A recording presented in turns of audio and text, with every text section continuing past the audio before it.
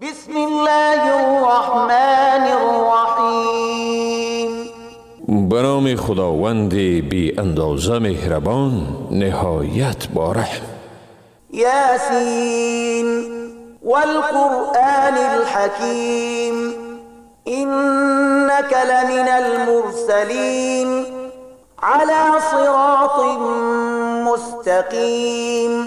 یاسین، قسم به قرآن صاحب حکمت، تو واقعا از پیامبرانی براه راست.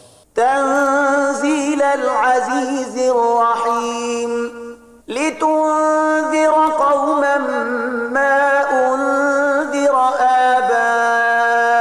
آباؤهم فهم غافلون.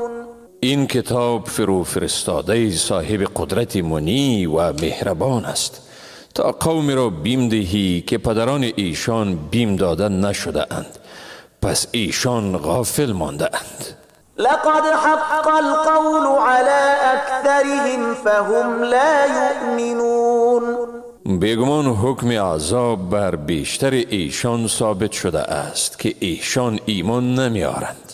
إنا جعلنا في أعناقهم أغلالا فهي إلى الأذقان فهم مقمحون. ما به گردنشان طوق انداختیم که تا زنخشان رسید و از این رو سرشان شخ مانده که به دور و بر خود دیده نمی توانند. وجعلنا من بين أيديهم سدا ومن خلفهم سدا فأغشيناهم فهم لا يبصرون. در پیش رویشان سدی و از پشت سرشان سدی قرار دادیم و روی ایشان را پوشاندیم که هیچ چیزی را نمی بینند.